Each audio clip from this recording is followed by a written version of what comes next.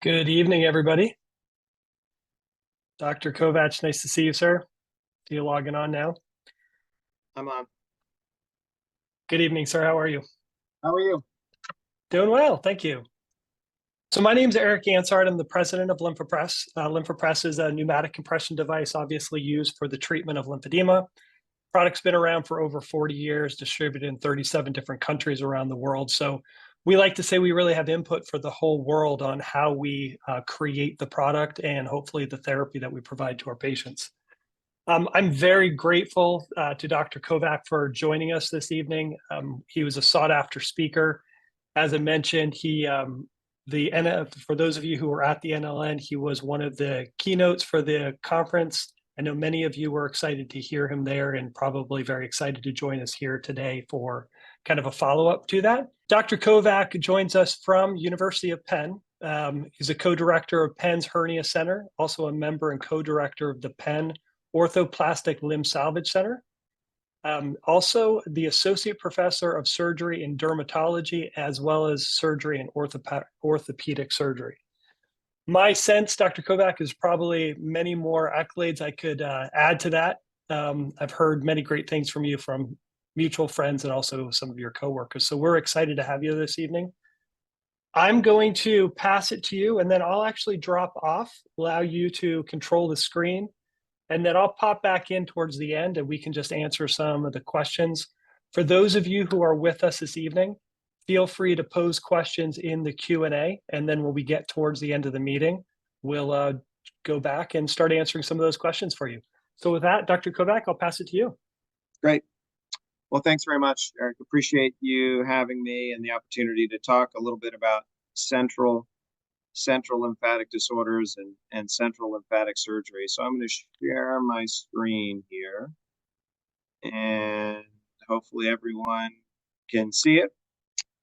So as you heard from Eric, I'm at University of Pennsylvania, and it's really been a pleasure over the past really probably 10 years to help develop the lymphatic surgical program here. And a big part of our lymphatic surgical program has been the development of a central lymphatic surgery program, which really is probably one of the few places in the United States and the world that offer surgical intervention for central lymphatic disorders, and particularly thoracic duct disorders.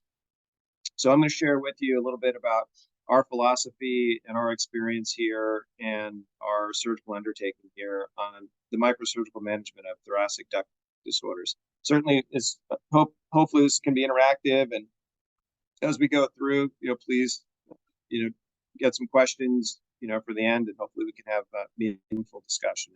And, some of this, as a background, we all know the lymphatic system is incredibly important in homeostasis, both from a circulatory standpoint and, the one thing we appreciate now, probably more than we have in the past, it's a very dynamic system. It's not static. It has smooth and skeletal muscle, and it really is a very dynamic system that helps essentially return the lymphatic fluid back to the central circulation. And I think the appreciation of the anatomy, and particularly the very dynamic nature of the lymphatic system, is something that really is evolving and is, I think, becoming more and more appreciated as we do more research and more surgery.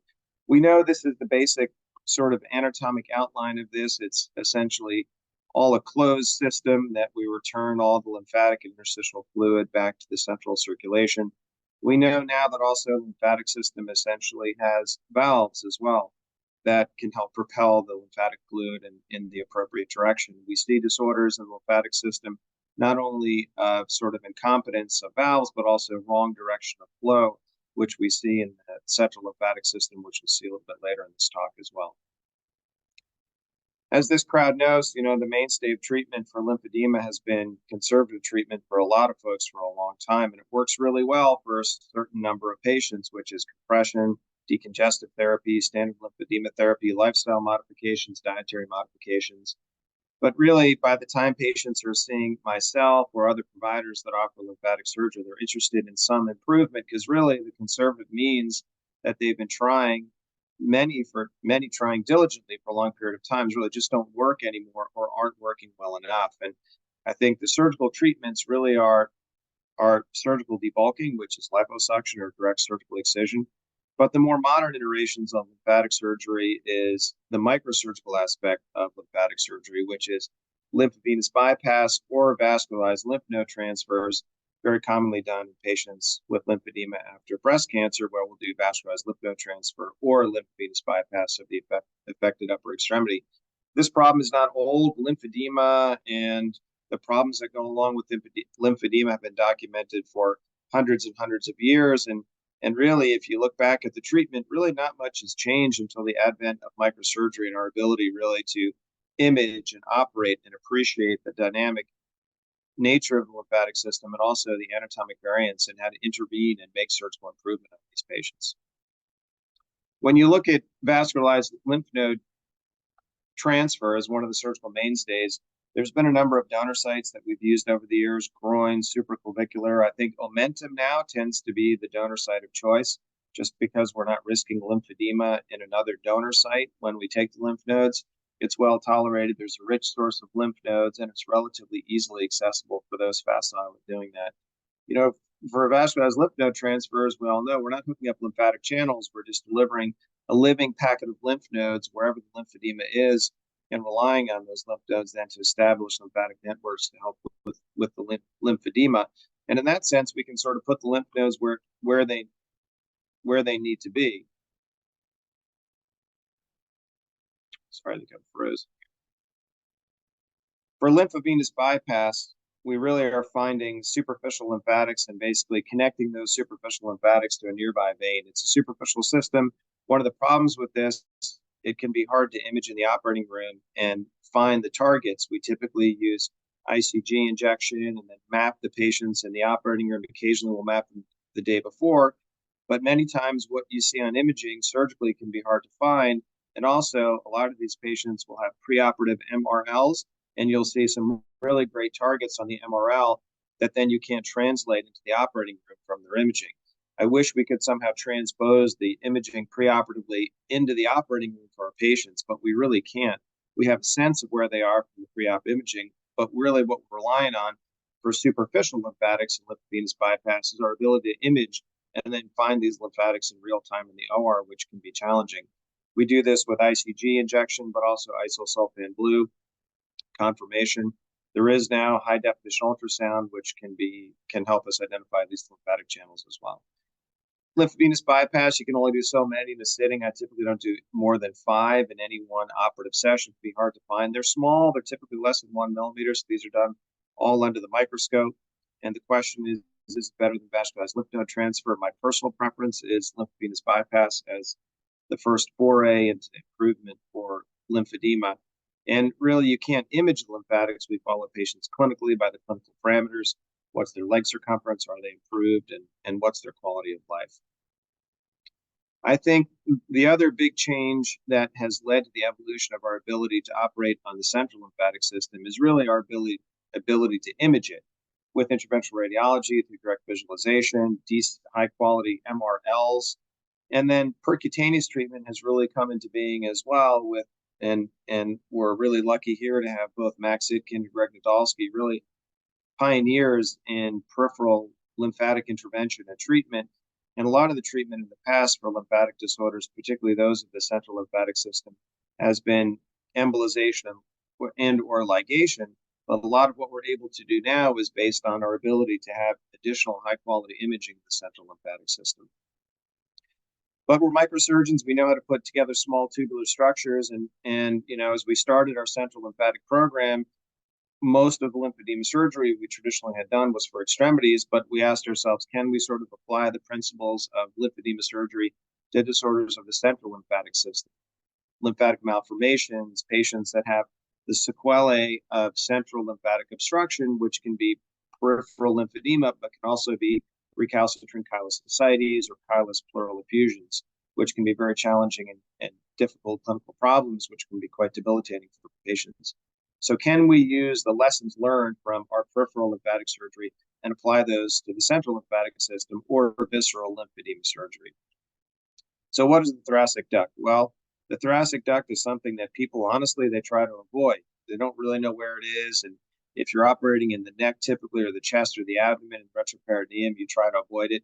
And really, for most of the surgeons, it's a problem only when you damage it or you don't realize you've damaged it. And no one in the past has really imaged it or looked for it or specifically operated on it unless it was a problem or inadvertently injured during another operation. We know it's the largest lymphatic channel in the body. About 3/4 of the lymph fluid basically flows through it. It coalesces into the abdomen up to the chest and then eventually drains into the left neck at the confluence of the internal jugular vein and the subclavian vein, also known as Pyrgoff's angle. So most of our patients, when we look at thoracic duct occlusion distally, is typically in the left neck. Patients can have multi-level occlusion, or they can have occlusion at the level of chest or abdomen as well, which can be a little more difficult to reach. And we'll go through some imaging in later slides in this talk. But ideally, patients that are ideally suited to surgical intervention are those that have distal thoracic duct occlusion that's accessible through a left neck incision, where we find it just behind the internal jugular vein, behind the subclavian vein. So my partner in all this, Max Itkin, really has been instrumental in looking at thoracic duct anatomy, and that old idea that there's a single thoracic duct that kind of comes up through the chest and then forms kind of this candy cane structure and then drains into the back of the subclavian really is true, but we also see a lot of variance, and there can be a lot of variations.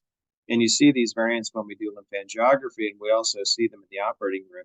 You know, interestingly, a lot of patients that have had surgery for a lymphatic malformation in their neck and then end up having this resected, what I think has actually happened is these patients have sort of an aberrant anatomical thoracic duct distally in the neck that then gets imaged, and folks will say, well, it's not a normal thoracic duct, and end up going and clipping and ligating a lot of things.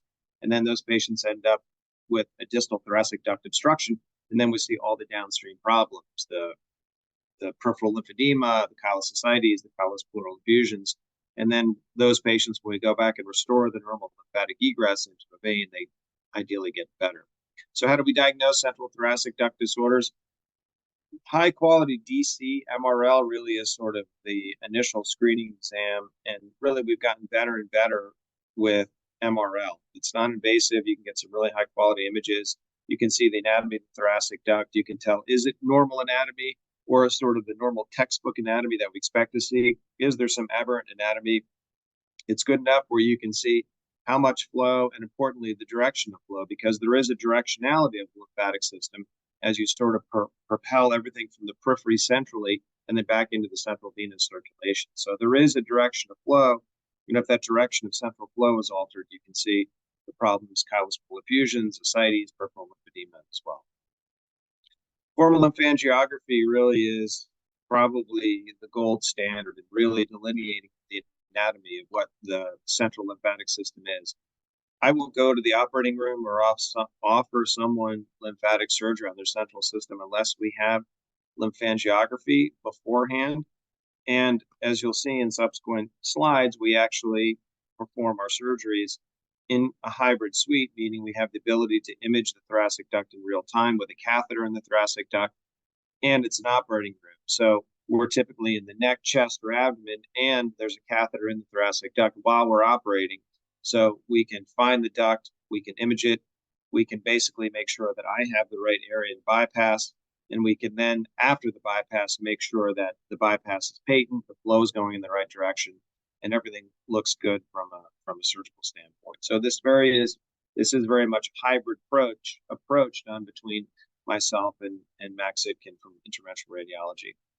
So the functional anatomy of the lymphatic system, as mentioned previously, is a very dynamic system, and it really is, a passive pressure gradient to get all that fluid back into the central venous system.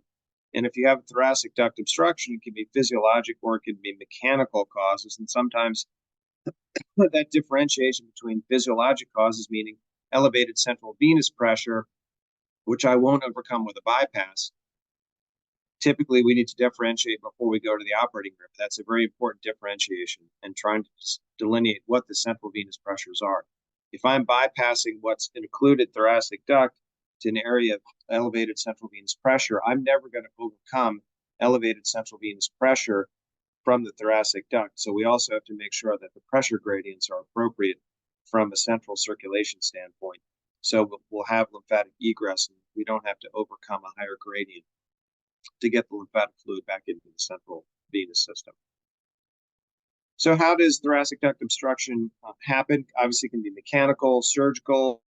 There are some patients that have had no intervention, no surgery, nothing else done, but yet they have an obstructed distal thoracic duct. The thoracic duct in the neck also has this very rich collateral network of lymph nodes, and I think patients with a relatively innocuous infection can sometimes get inflammation of these nodes, which then translates to inflammation around the thoracic duct and results in an obstruction as well. So I think that's my hypothesis of why some patients with no intervention have mechanical obstruction.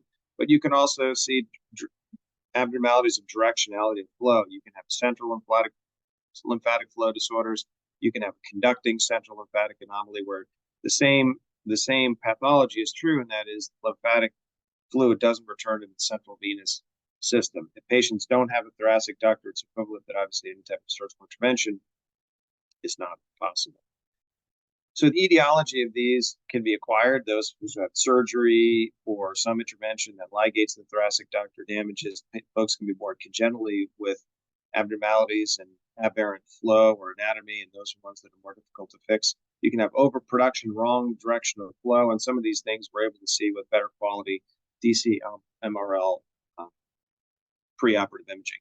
So what happens if the thoracic duct doesn't drain well for whatever reason? I think nothing really good happens from that.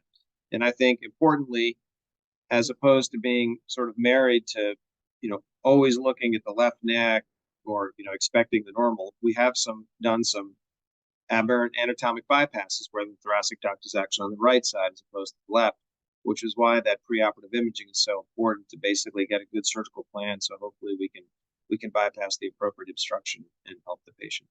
So these are things that happens with occluded thoracic duct. It's all bad. Nothing good happens, really. You get massive body fluid overload, pulmonary congestion, the pleural chylous pleural effusions, ascites, all those things that happen with occluded distal thoracic duct. Most times, everyone starts with some type of conservative treatment.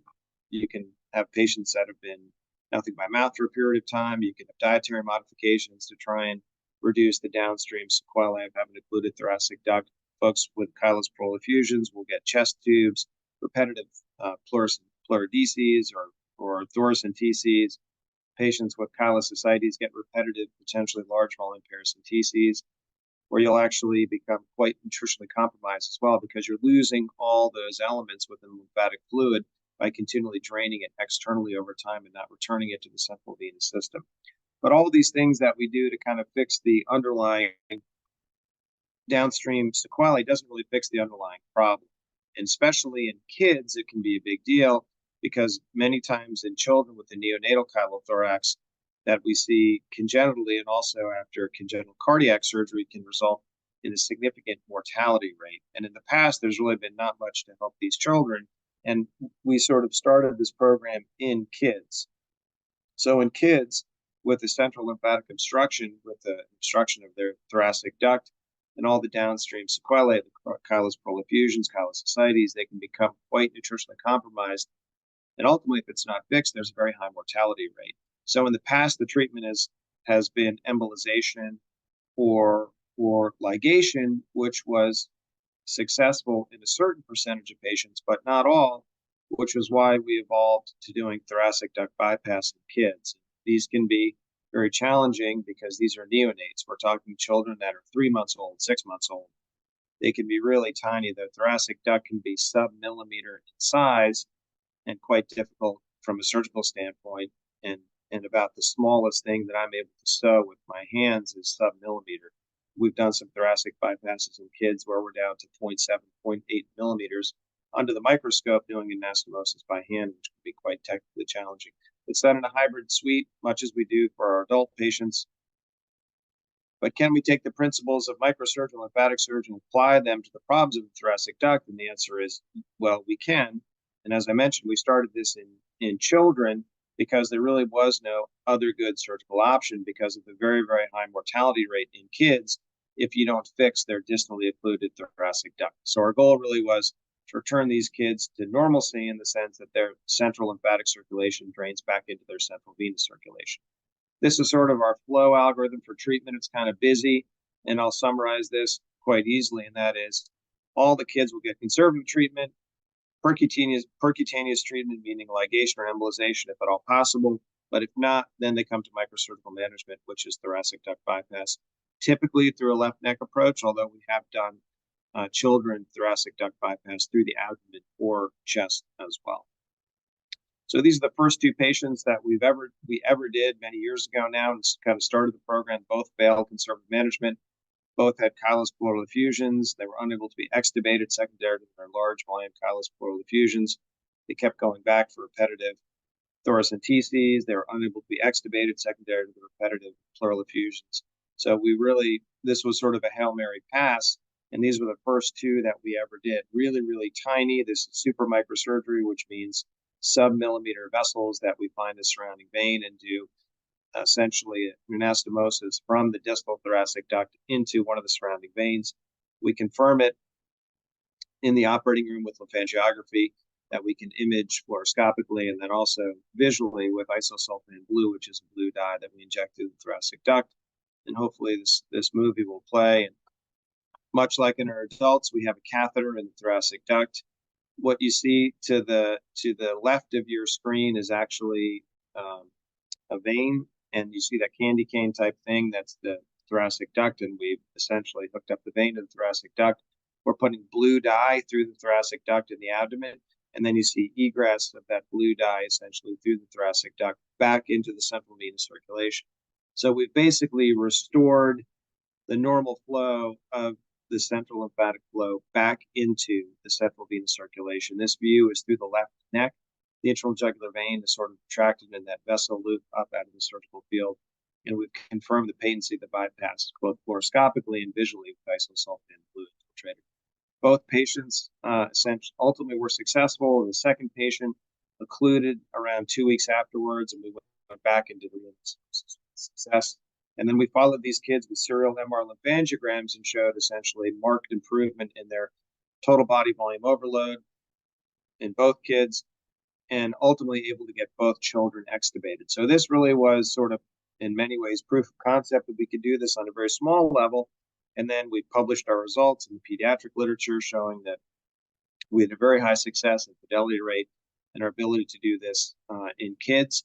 The times that we were unsuccessful, we learned a few powerful lessons. And in 2 of them, or the 2 of 8 we were unsuccessful, we were not successful because surgically we could do it. We were unsuccessful because they had a physiologic obstruction to flow. They had elevated central venous pressures. So even though we did a patent anastomosis, we were unable to overcome those central venous pressures and have lymphatic fluid basically flow back into the central venous system. We learned a lot from these early days, and we now make sure we measure central venous pressures to make sure that children or adults have mechanical and not physiologic obstruction. This is just an example of one of our pediatric patients where we published our results for outcomes. This is just some demographics of those children where we succeeded. And I think the lessons learned, as I said, need to make sure it's a mechanical obstruction and not a physiologic one. It's be very challenging microsurgery, and you really need skilled microsurgeons who are also comfortable in multiple areas of the body, the neck, chest, or abdomen. And there just aren't many of us out there really who are comfortable doing that. We can also see congenital chylothoraces, that folks are born with hydrops or congenital chylothoraces at birth. They can have central pulmonary lymphangiectasias, massive dilated lymphatic channels, pulmonary congestion, sort of cystic changes in the lungs as well. And also you can see that directionality of flow where it's not central anymore, but going into the lungs to the periphery, which can also be a problem as well from distal obstruction. So you can't really image or operate unless you can get a catheter in it. And, this is Dr. Max Zitkin getting a guide wire into the central lymphatic system. And then ultimately we'll inject contrast and be able to image the duct. And this is sort of following the flow of contrast essentially up through the abdomen into the chest after infiltration of some dye into the nodes, and then following that into the thoracic duct. And then we follow that up into the neck. And you can kind of see it going up, up, up. We follow it up. And then ultimately we follow it all the way up into the left neck, and we see an obstruction to distal outflow from the thoracic duct in this child. This is from the operating room, so there's a catheter in the thoracic duct. And then you can see there's all this cystic changes in the distal thoracic duct, but there's nothing that's flowing back into the central venous circulation. This is what an occluded distal thoracic duct looks like, and you can kind of see this blue structure where we've injected blue dye into the thoracic duct and this huge dilated lymphatic. This is again through the left neck, so we're looking at a very dilated distal thoracic duct. And you can see the blue dye in the duct, but it's not going anywhere. We see obstruction on fluoroscopy with lymphangiography, but we also see visually we inject dye and nothing's going back into the central circulation. So this patient, we do a bypass. I don't hand sew this one because this is actually large enough where we can actually use something called a venous coupler and mechanically couple it with two silastic rings. Let's see if I can play this video here, and I don't know if I can. I think we may be frozen. I have computer meltdown here, so let me. This is amazing information. I'm just watching this thinking, there's not many places in the country or in the world where this type of central lymphatic surgery is done. Is that correct? That's right. We're probably one of two programs really in the world that do this. So there's a program in Switzerland. Boston Children's has a program, and then we have our program as well. So sorry about that, but I think we're. Can you see me now? Okay, there we go. Okay. Sorry about that. I think I exceeded the ability of my computer here with all these images. No problem. But the difference after bypass, and the central congestion is resolved, but also the endotracheal tube is removed because we're able to basically decannulate and extubate these kids. This is the thoracic duct after a bypass in a child, and we kind of strip it to make sure that the lymphatic flow is going the right way.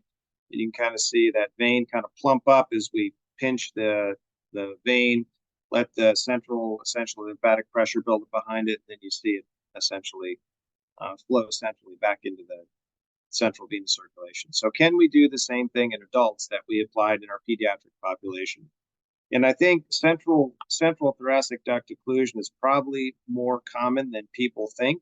No one really looks for it. So, I'm probably one of the few places in the world that offers central lymphatic surgery. And I actually was asked to see a patient, of all things, for a hernia, but she also had recurrent ascites that people were unsure exactly why she had recurrent ascites.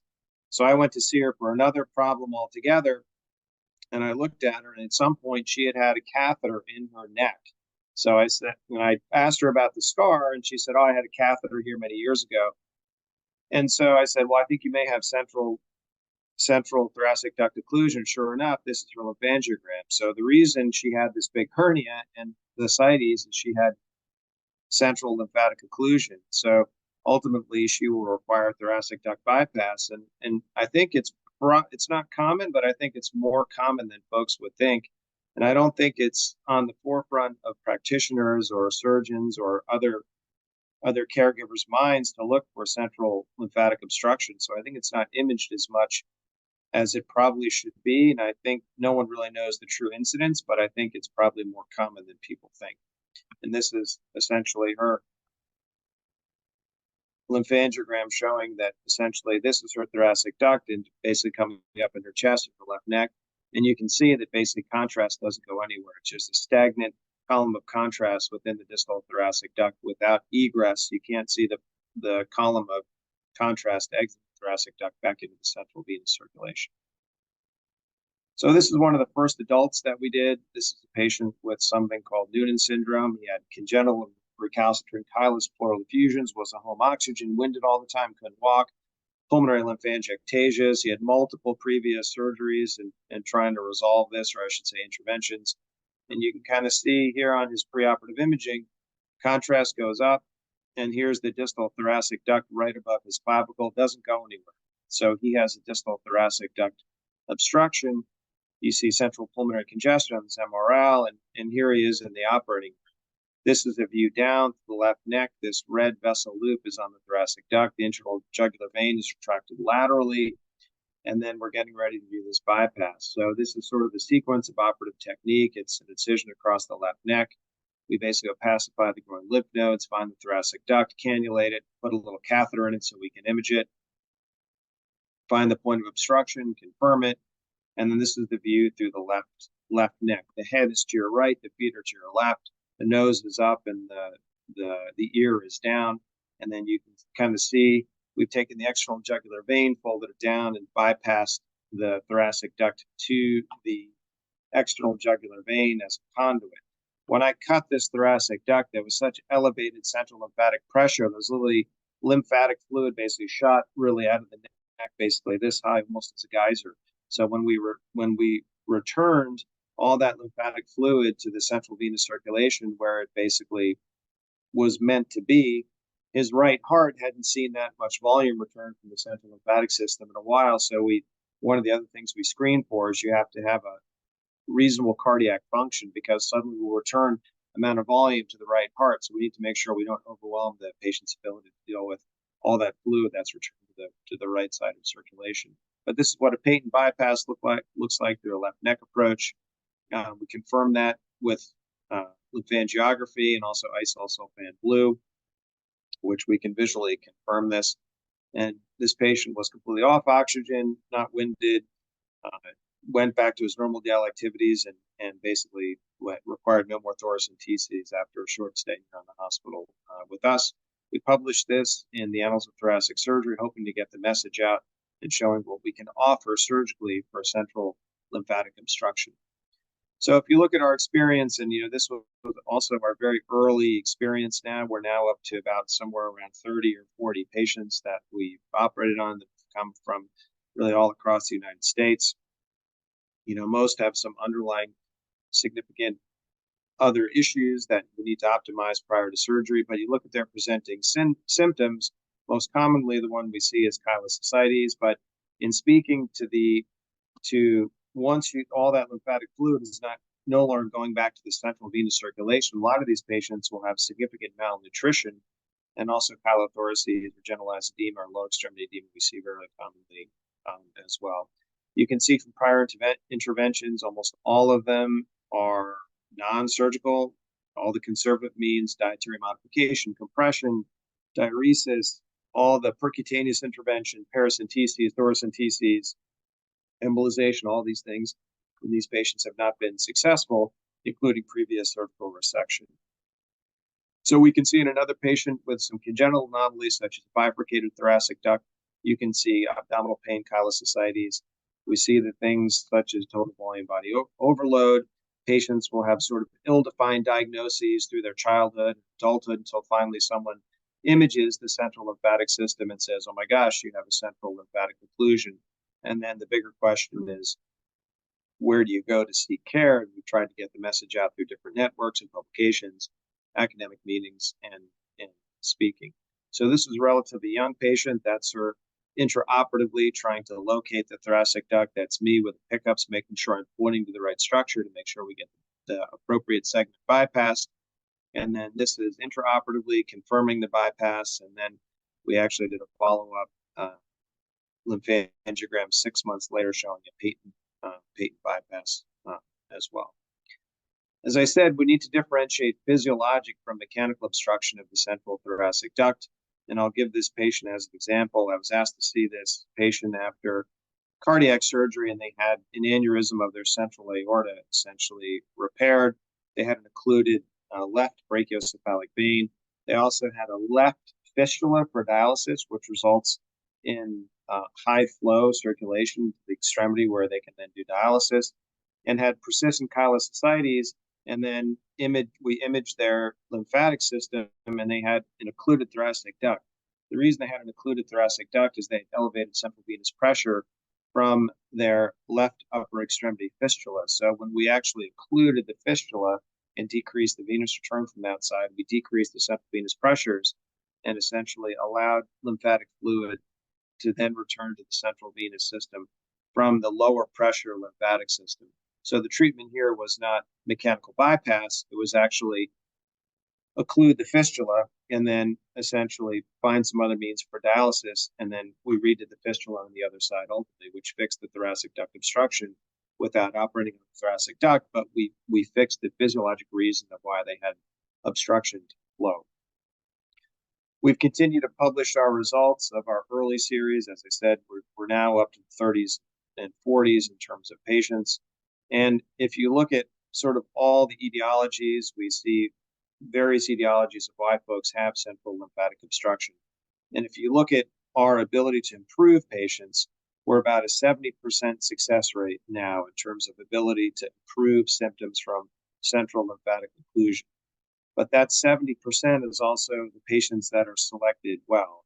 The patients that do well after surgery with some of these intraoperative physiologic changes that we see are those patients typically not with multi-level occlusion, but essentially with isolated single-level occlusion somewhere within that thoracic duct. If you have someone with an occlusion in their neck, their chest, and abdomen, multi-level occlusion, it doesn't work because we can't bypass all those segments. And if you angioplasty and then angioplasty the abdomen and the chest and then bypass the neck is fine, but the segments where we angioplasty downstream ultimately always re-occlude again. And those are the patients that unfortunately go on where they do well initially and then ultimately go back and fail because those patients with multi-level occlusions are not great surgical or percutaneous interventional candidates for long-term improvement. So really the ideal candidates are those with isolated single-level occlusion somewhere in their thoracic duct, abdomen, chest, or neck. These are just some of the physiologic changes we see after thoracic duct bypass. Essentially, can be difference in some heart rate, some other means of managing their physiologies. Other people have tried this approach, and this is the team from Boston. They've done it in pediatric patients as well. You know, interestingly, they're an incredibly talented group of people in Boston. They don't image real time in the operating room. We're basically the only program that I know of in the United States that does real time lymphangiography at the time of surgery. But they've published their results as well with very reasonable outcomes as well. So as I said, to date, we're up to more than 30 or 40 patients now, and we've sort of learned a lot of lessons along the way. And I can tell you, if we choose patients wisely, we can see a 70% essentially near complete resolution or resolution of their symptoms. But choosing patients, patient selection is the most important part of this whole endeavor. So to get to that relatively high success rate, as I said, we have to pick patients who we think surgically are going to respond to our treatment of bypass, which usually is single level occlusion somewhere within the thoracic duct.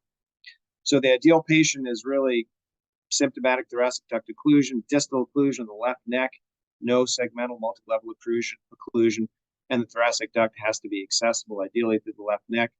For patients with an isolated single level occlusion in the chest, we've done thoracotomies, we've done laparotomies to get into the abdomen. It's much more technically difficult and it's further away from you, so it makes it much more difficult, but we've done it with success as well. The question ultimately is, do all vein grafts ultimately fail? And with long-term follow-up, are we going to see a recrudescence of symptoms with stenosis or basically thrombosis of the vein grafts? And are some of these patients going to require repeat bypass? The answer is, I don't know. I have done some redo bypasses, typically for narrowing of the vein segment. So the question that I have surgically after doing this, is it better to have a long venous bypass with one anastomosis, or is it better to have a short venous bypass to some larger vein with two anastomoses? And I don't know the answer to that, but hopefully with ongoing surgery and treatment of these patients, we'll answer that question ultimately. I'd like to thank everyone for having and having me on the network tonight, and it's been a journey and interesting one at that, and I'm happy to take any questions that folks may have. Dr. Kovach, tremendous presentation. I wish we could have this available for hundreds, thousands of people. This is incredible. Watching the pictures of some of those little children and I can't even imagine the steadiness of your hands to be able to do surgery, through a microscope on, what did you say, 0.7? They're less than a millimeter. Yeah, they're 0.5 to 0.8 millimeters. That's about the smallest tubular structure that I can put together. Incredible. So I'm just going to make a couple of comments for our audience as we get started with the Q&A. I see a few of you have put some questions into the Q&A, and some of you have also put some questions into the chat. I'll try to capture both of those, but if you do have questions, I'd ask you go ahead and put them into the Q&A so that we can ask those of Dr. Kovach. I had a question kind of to get us started with. You mentioned a couple of times the elevated central pressure, how that can be a challenge when you're doing this surgery. What causes that, or is there, it sounded like you mentioned the fistula was a cause of it in one patient. It sounds like there could be multiple reasons something like that happens, but is there a common cause that would complicate this surgery? Yeah, I mean, you can have cardiac failure, elevated right-sided heart pressures. So part of the workup is, recognizing that there may be a reason that there's elevated central venous pressures, and we can have our interventional radiologist measure the pressure gradient as well. So I think one of the important things is if you have lymphangiography and you see an occluded distal thoracic duct, you want to make sure that if you're going to offer surgery, it's a mechanical reason and not a physiologic one. Because of the patients in our early pediatric series too, a lot of those pediatric patients have had congenital cardiac surgery and can have significantly elevated central venous pressures. So in our early series, the two pediatric patients where we failed were really from elevated central venous pressures, where no matter what bypass we did in the thoracic duct, it was never going to drain because the lymphatic system is a relatively low pressure system. And if we put the thoracic duct to one of the central veins or one of the larger peripheral veins, still with an elevated central venous pressure, we can't overcome that pressure gradient. You just can't have any lymphatic egress centrally. Yeah, that makes a lot of sense. We know that lymphedema has, just as a whole, as a condition itself, is highly under-recognized, highly underdiagnosed, and now you're talking about the central lymphatics, which I think is, to your point earlier, is even more so, right? Fewer people ever recognize that or are tested for it in any way.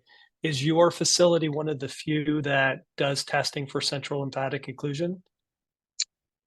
So I think the answer to that is yes. I think is probably more so than most places because Max Itkin, Greg Nadolsky, and myself are here.